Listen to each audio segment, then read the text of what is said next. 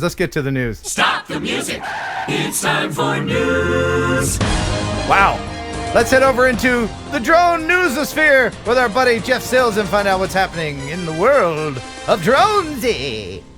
Well, let's see. To start things off, racedayquads.com, I think, is going to be our all-time favorite people for a while because they're suing the FAA for remote ID. They have a case filed with the United States Court of Appeals in the District of Columbia, and the case is all about the constitutional rights and the freedom of flying, and the fact that the new remote ID process will infringe upon that particular right. So this is going to be a fun case to pay attention to.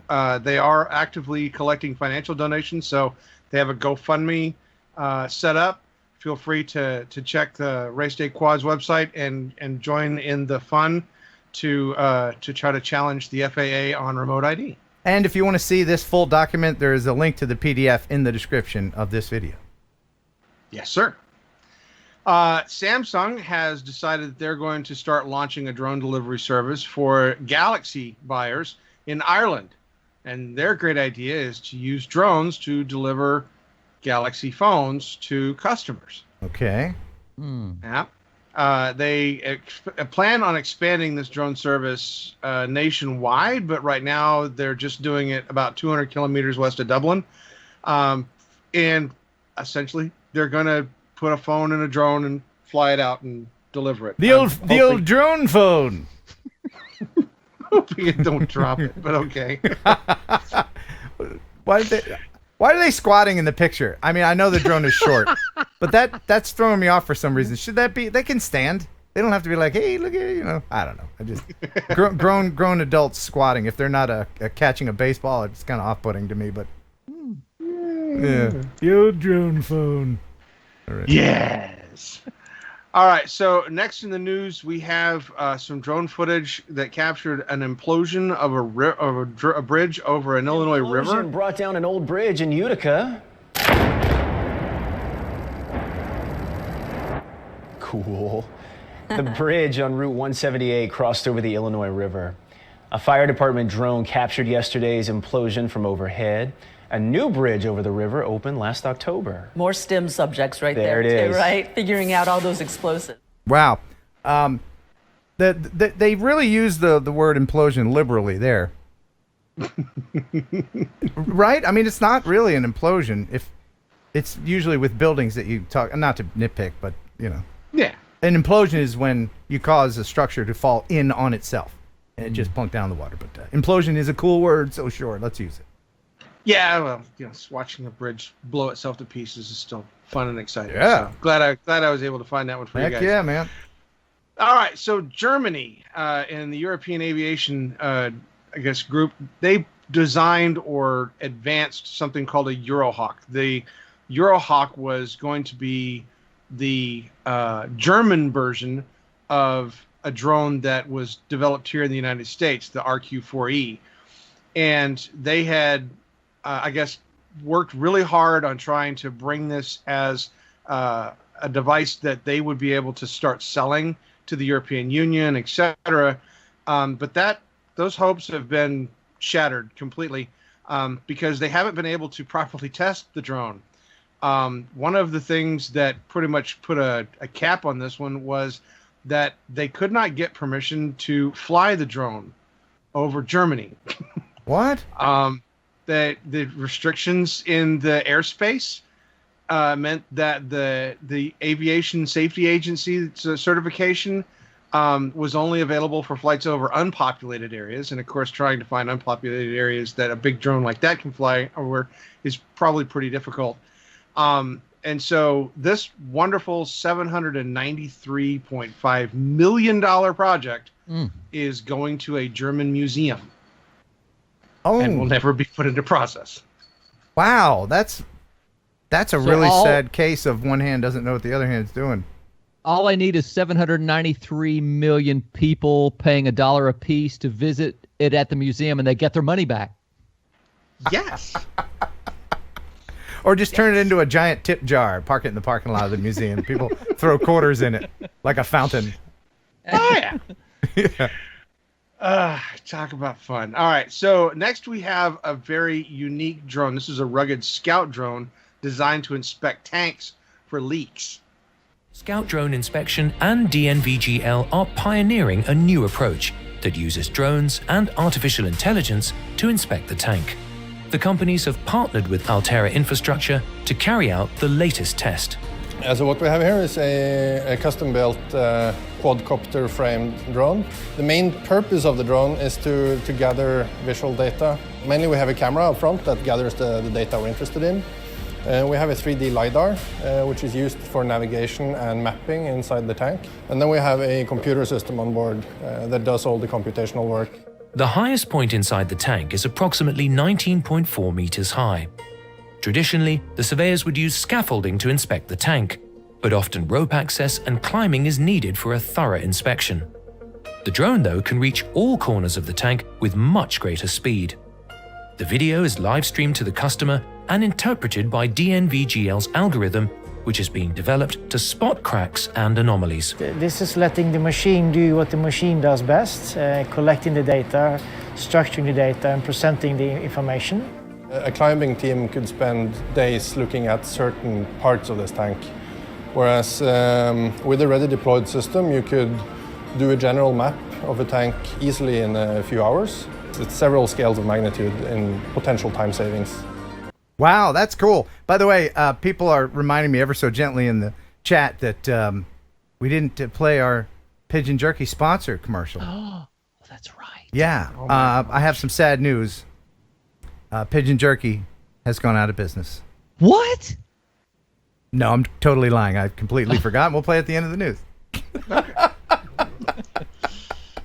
I've been getting up at 4 a.m. Okay, all right. You had me scared there for a minute, man. No, we're good. We're good. No, Okay. All right. So next we have Skyfront, which is a company that makes a hybrid drone, and they now get to claim the world record for the longest endurance flight. On behalf of the entire Skyfront team, I'm excited to announce that Skyfront has once again set the world record for multi-rotor drone flight time and distance traveled. All right, brothers. See you in 13 hours. With this flight, we hope to show the world what Skyfront's hybrid electric technology can do for aviation. The Skyfront Perimeter 8 took off at 6:08 in the morning and landed at 7:12 in the evening. A total flight time of 13 hours, 3 minutes, and 57 seconds. The drone traveled a total distance of 205 miles. That's more than half the distance between San Francisco and Los Angeles. What's really shocking about this flight is that we took off before sunrise and touched down after sunset. Our drones can fly longer than most multi-million-dollar manned helicopters. The Skyfront Perimeter is a hybrid electric drone that converts gasoline into electricity in flight. What sets our drone apart is that we design and manufacture every component, from the autopilot to the hybrid electric power source, to be as powerful and efficient as possible, all while maintaining a lightweight design. Combined with hundreds of system-wide optimizations, the Perimeter's endurance is unmatched. Wow, that's really cool. But Yeah. it is a gas motor, right? So it's going to be making a lot of racket. If you're starting that, you need to fly over somewhere where you need to be quiet. You know, it's going to be a noisy... I'm sorry, Jeff, please continue. I'm sorry, what, Jeff? I'm flying my hybrid drone. All right. Well, you know, I'll put up with the loud noise for 13 hours and 205 miles. Sure. No, that's an amazing accomplishment. Yeah, I really look forward to seeing that technology dribble down into the rest of our little world. So, we need something. Oh no! Here comes the Skyfront drone again.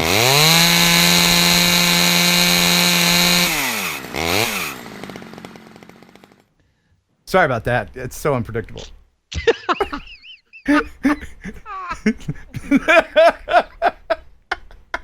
Why?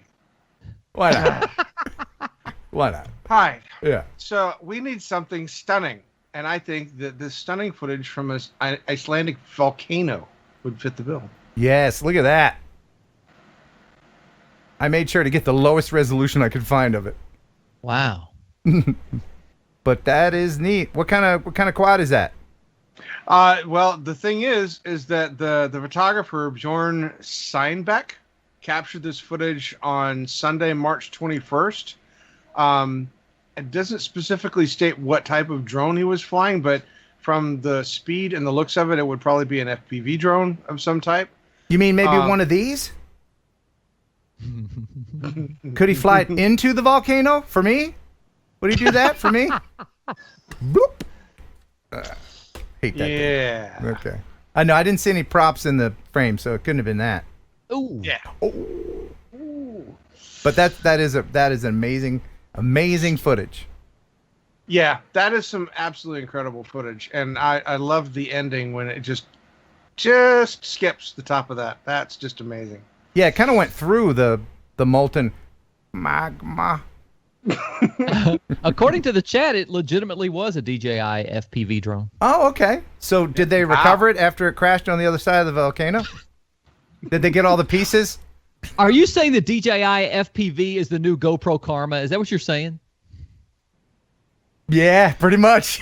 Yeah. Oh my. Yeah. Oh my. That's breaking news, Yeah, Jeff. Yeah, well, I mean, that's just my opinion. People who buy it don't if you don't want the capabilities of a Mavic and you want the limited capabilities of a real heavy and slow FPV quad, well, this is your boy right here. It's not a Mavic, it's not an FPV quad, it's neither. Get one. Use the link in the description. Back to you in the newsroom. All right, so we need to give Ken something that he can sink his teeth into. And so the next story is all about First Amendment. And this particular photographer is fighting against surveyors that wanted to shut him down. Oh, this pisses me off so much. Check this out. Michael Jones is a North Carolina photographer and videographer who started operating drones several years ago. He's doing innovative work. So from the time the ground broke up till the finished job, I did a weekly progressive shot, basically, that let them see the job as it progressed. His services included what he calls mapping, and his drones have made it possible for one person to do in an hour what it once took a team of people several hours to complete. We can only fly 400 feet, so if there's a property that's 1,000 acres, we couldn't get what's called a nadir shot, which is straight down from the drone. So we had to get multiple pictures of this property, so up to 1,000 pictures may be taken. Then the software will stitch those pictures together via the metadata in the photo. Things were going well for Michael's business until the North Carolina Surveyors Board found out what he was doing. The board sent me a notice December 20th of 2018, basically saying that they had found, I guess they're researching my website, they didn't really stress how, but they had discovered that I was practicing surveying or offering surveying services without a license. Shutting down Michael and other entrepreneurs like him ensures that licensed surveying companies keep the fast-growing drone imaging business for themselves. But the board's expansive view of what requires a license is at odds with the First Amendment. Collecting information, processing information, and selling information is speech. Surveying, by contrast, is legally establishing and recording property boundaries. Michael wants nothing to do with surveying. What he wants to do is take photos of land and share information about land with willing clients. And that's speech, pure and simple. But I never submitted anything official. I always had, disclaimers on the end products that I delivered, telling that it wasn't accurate measurement. It definitely wasn't accurate enough for surveying. Michael is far from the only drone operator who's been targeted by North Carolina's surveying board. And now he's fighting back. He's teaming up with the Institute for Justice to sue the board, to vindicate his First Amendment rights, and to get his business back in the air.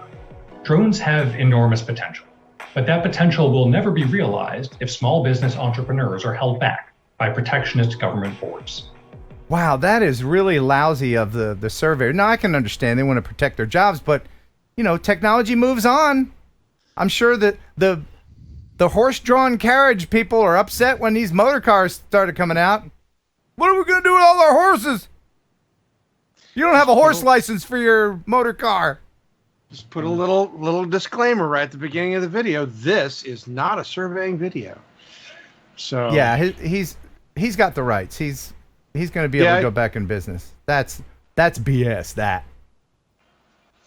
Well, we need something to cheer us up then. I think it would be a great idea if we had some video footage of, say, people falling off of a waterfall. Yes. In a controlled fall. Yes. Let's do that. Two professional kayakers pulled off a big stunt on the Big Island. It's unclear if they needed a permit. Dane Jackson and Hayden Voorhees paddled over Rainbow Falls in Hilo yesterday. They make it look easy, but the pros have spent years doing this around the world. They're the first people to make the 80-foot drop over the right channel of the waterfall. All right. So, just for I'm going to pause it there. So, if I say professional kayaker, what are you envisioning? What would a professional kayaker look like? A guy with a beard. Jeff, you want to got a beard. Right. Beard, open-toed shoes, man bun, right? Probably 35. Right? Maybe 40. Right? Athletic? Yeah, good build, strong build. Yeah. Got to have strong arms. Do you think he's wearing natural fibers, brah? Let's find out if the thing you've envisioned is true. I've come here a lot when there isn't any water in the river. Yeah, brah. Swim below the drops, like all over this river. So we always make sure before we run it with a lot of water that we check it without water to check the depth. I mean, just coming over the lip of the waterfall right when you start to fall, my first thought was that, dang, this thing feels huge right now. And just like looking all the way down. And Jackson and Voorhees are multiple world champs. They say they never needed a permit, but the film commissioner tells us they could face fines if DLNR pursues the case. We've reached out to the state to see if it was required and have not heard back. No, I'm not downplaying their profession or anything, but what do you do after you're done professional kayaking? How do you enter the workforce? Go to your workforce? real job where you earn money to pay your bills? Dude, they're probably making more money than all of us combined. So hopefully they. I mean, why would anybody be even concerned about whether or not they needed a permit if they just want to? I mean, that's $1 million shot right there. You know what? Somebody wants to get some of that money. I think the permit was for the kayakers because in Hawaii, there's so many protected areas, and you need. It's all pretty much national, forest or whatever, the protected area. But and I'm not disparaging professional kayakers by any means. I'm just. Are you okay? Well, he is. But I'm just saying, once that's done, and you put your resume together, what's it going to be like? Dairy Queen, professional kayaker. Yeah. I guess I don't know. All right. So 4:30 a.m. on Monday in Grant County, deputies were called out to help in the search for a man with dementia. I love hearing these stories. This is video footage that was taken after several hours of searching. The drone, using a heat signature, was able to detect the slowly moving man and then guided rescue units to be able to rescue this person who had laid down in tall grass. So if they didn't have the drone, there's a good chance they never would have seen him. 70-year-old man was rescued. That's Great story. awesome. Yeah. Yeah, Great story. Any drone with FLIR on it, I mean, people's lives are being saved by these things. Will that eventually, you think a FLIR camera will eventually become kind of a standard thing on most drones? No. It'll always be a specialized drone for law enforcement. FLIR cameras are standard on emergency or police helicopters in larger cities, certainly. And this type of technology is allowing smaller cities with smaller budgets to be able to afford the kind of technology that would otherwise cost millions of dollars and many, many man hours to operate. So this is so great.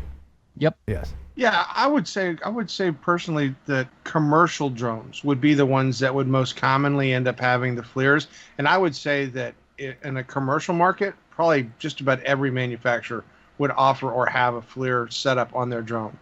I remember when Ken first got his FLIR camera. It's probably been 10 years that it just blew me away. The technology blew my mind 10 years ago, but now you see it kind of every day. Yeah, it's getting better and better. By the way, I want to apologize because of the little blip we had. I can't roll back and see all of the super chats that you did. So you got to give again. Yeah, you're going to have to give again. The last one I see is from Pure Heifer for $5. Pigeon Jerky found out that you didn't run the commercial.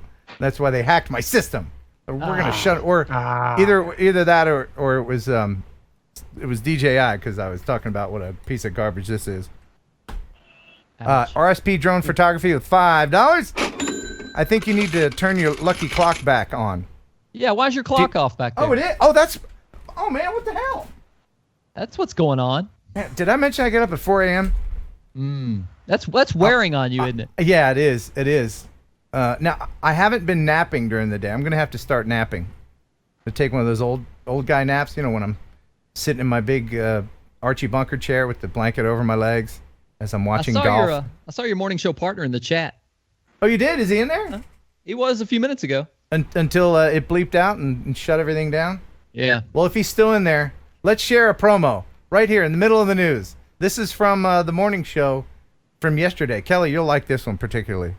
Rock 98.3 WJLI. Here's some fun stuff the Brew Crew Morning Show's gotten into lately. You are a Trekkie. Oh, absolutely. I'm a diehard Trekkie. Okay. And just the technology that they had on there. You know, they had those communication devices, and they're pretty much cell phones, you know, that we have today. Oh, yeah.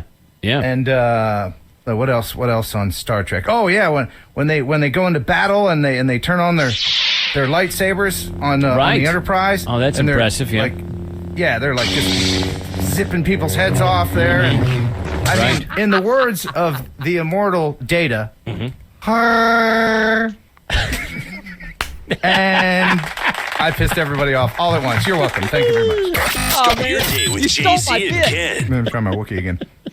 Her. Wait. Hang on a second. I think I have it here. I think I have it here. Yes. Yeah. All That's right. it. I think that's the sound. Yeah. From Wookiee to Nookie, you get it all here on WJLI. Yes. The Brew Crew Morning Show. The Brew Crew Morning Show. And by the way, you can stream his show every morning at rock983.com. Oh, yeah.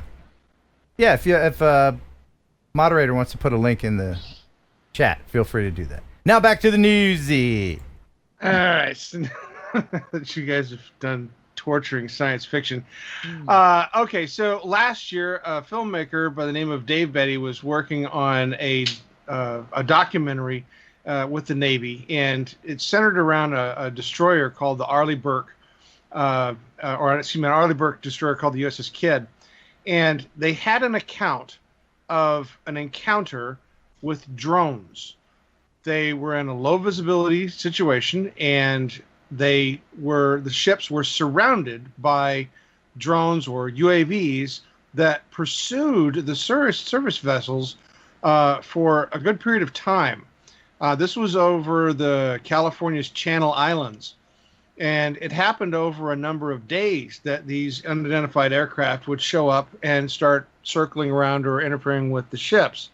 Now, I wouldn't imagine that these would be our type of UAVs, because the ships that were conducting these maneuvers were hundreds of miles off the shore, and I'm not expecting too many of Mavics and Phantoms to be going 100 miles out into the ocean. But the simple fact that there is yet no explanation as to what was around these ships, and an Arleigh Burke class destroyer's got some pretty serious detection stuff on them. I'm not imagining that they're faking this. Right.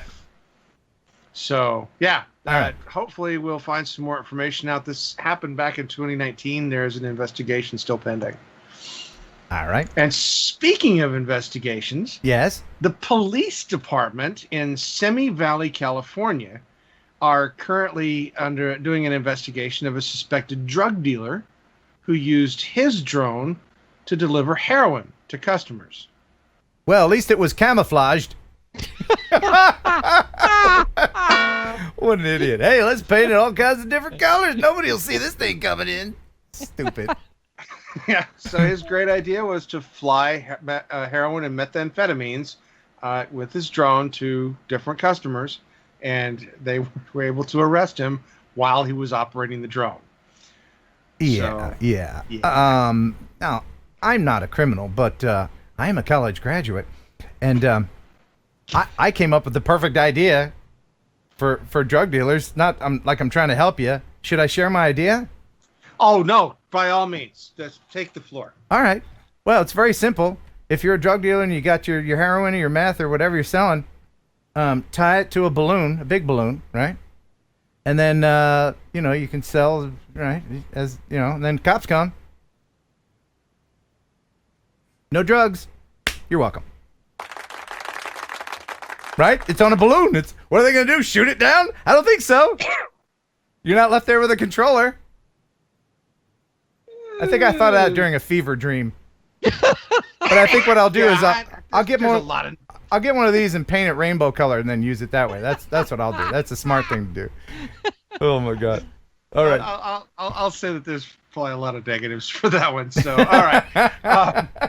Moving on. Yes. The last story we have, well, it really isn't a story. This is some footage that was released recently on YouTube. RTB Drones, his channel had this amazing footage of an FPV pilot that had an interaction with a hawk. And this is a DJI FPV. Oh, it can do a flip. Nice. But you know what it can't do? What? Oh my! It can't outmaneuver a bird. Look at that! He was coming in hot. Yeah, man. That is amazing. That is really cool. The drone was able to maintain flight, and the bird was unharmed, as best they could tell, and flew off afterwards. The what was unharmed as it flew? What was it? I said it out loud, didn't I? Yeah. What was? I didn't catch. What was that again? It's the last story. It's a bird. Bird, bird, bird, bird. Bird's the word. Bird, bird, bird. Bird's the word. Well, don't you know about the bird? Well, everybody knows that the bird is the word. Jeff. You alright, buddy? Jeffrey. Come back. Yeah. Oh, it's done. What are you drinking there, man? Alcohol. His life away. Yeah. Now, yes. The tears of myself. Thank you so much. And I'll talk to you later. Oh, yeah. Okay. See you later. Thanks for stopping by. Now get out.